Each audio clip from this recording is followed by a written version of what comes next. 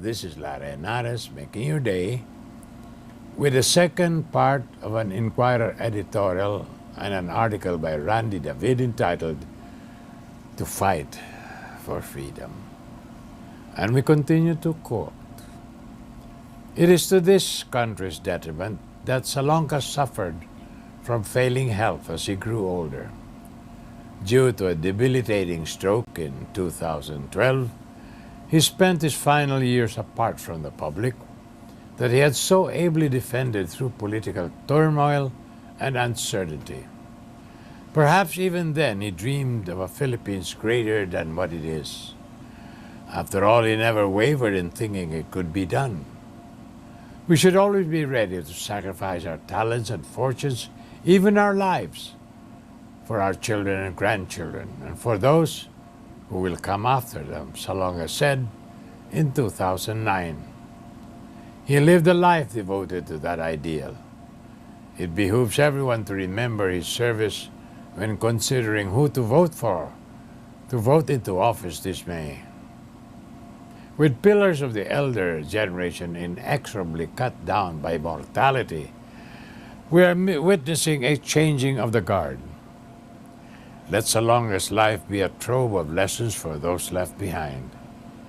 We cannot and do not deserve freedom unless we are prepared to fight for it, he once said. These are words to remember in the crucial and continuing struggle for a better nation, a nation that should not forget how it lost and regained its freedom. Former Senate President Jovito Salonga, who died on March the 10th at the age of 95, was one of those rare scholar politicians who dazzled my generation with their brilliance, eloquence, and patriotism. The other figure who quickly comes to mind, because he and Salonga almost always appeared on the horizon like pairs of stars, was former Senator Jose W. Diokno. More about this after these messages.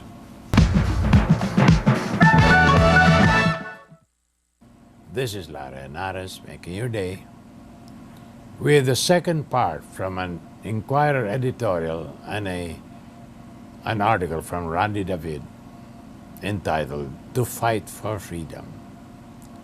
And I continue to quote, "Salonga and Diokno shared first place in the 1944 bar examinations with the identical score of 95.3%. They took the exam even before they could complete their formal law studies. Their mastery of the law was legendary, and their speeches at the Senate were pithy and literary gems. Well-read and deeply spiritual in their respective ways, they championed genuine independence, basic human rights, and good governance at a time when pragmatic politicians would not hesitate to trade these to advance their careers. Both detained without charges during martial law by their contemporary Ferdinand Marcos, Salonga and Diokno took up the cudgels for other political detainees, including Ninoy Aquino, Marcos's principal nemesis. Ninoy's widow, Cory, regularly turned to these two exemplary lawyers for advice after Ninoy's assassination.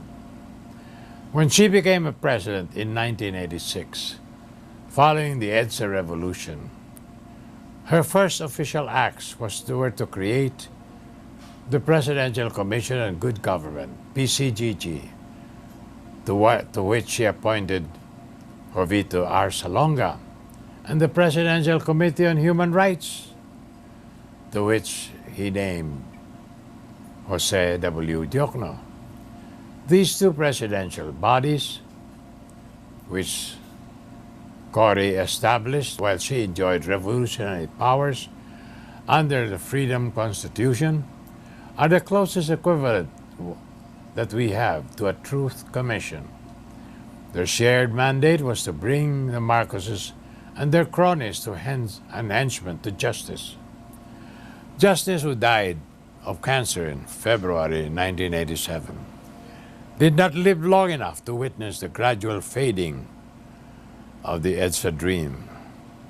Salonga, who had been by the bomb attack at Plaza Miranda in August 1971, resigned from the PCGG to run the 1987 senatorial elections, the first to be held under the new Constitution.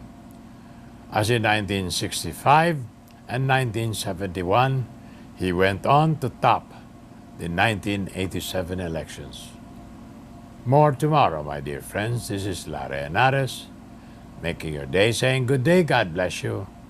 Thank you very much for being with us. Till next time, hasta la bye-bye.